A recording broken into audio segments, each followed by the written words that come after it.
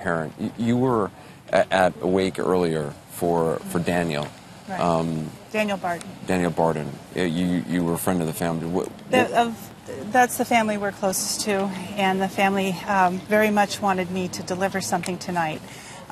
They were interviewed on another network, and I'm sorry. It's okay. Their daughter, who I had on newspaper, one of my sons is friends with James, and their daughter was on the Sandy Hook School newspaper that I ran, and she had wanted to ask President Obama a question when they met before the vigil, and she was one of my best reporters, and just really, she is one of these really gung-ho little kids, but she obviously was intimidated. Right. And anyway, so that they were hoping that President Obama would hear her words tonight if we could get them read on air. So she gave me a letter, and unfortunately there were too many people at the wake for me to get up to actually see the family, so the letter was passed back to me. Okay. But this is what she wrote, and if you could read it, because I can't. Okay. But the family gave permission. The family wants, they told me to bring it to you. Okay. It says, "My name is Natalie Barden, and I wanted to tell the president that only police officers and the military should get guns. If people want to do it as a sport, then they could go to a shooting range, and the guns would not be able to leave there." So that's what she wants President Obama to hear. She wants, this is what the question she wanted to ask him. And when she told me this, or we were talking about this, and she wrote the letter, I had told her, I said, well, now you're a member of the White House press corps.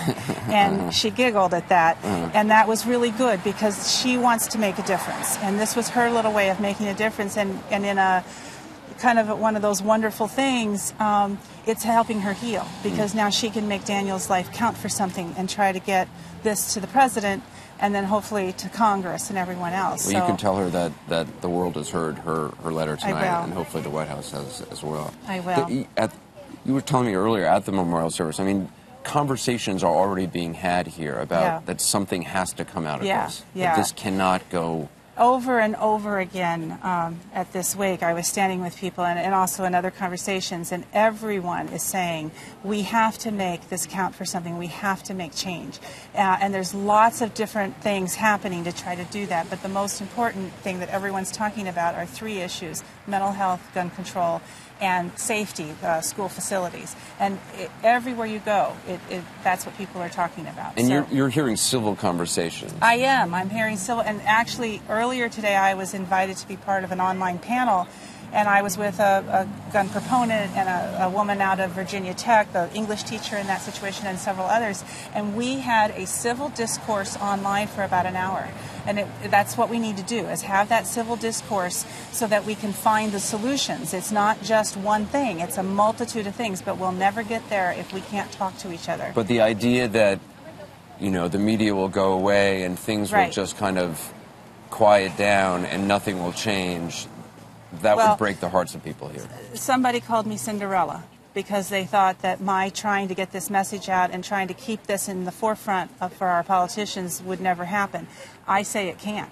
I say we can affect change if we stand strong together, and we work with all the families across this country that have been affected by mass shootings, and we hold our politicians accountable to make a change, not just in one area, but let's find a way so that these kinds of things don't happen again. We have to have that discussion. How are you holding up? Today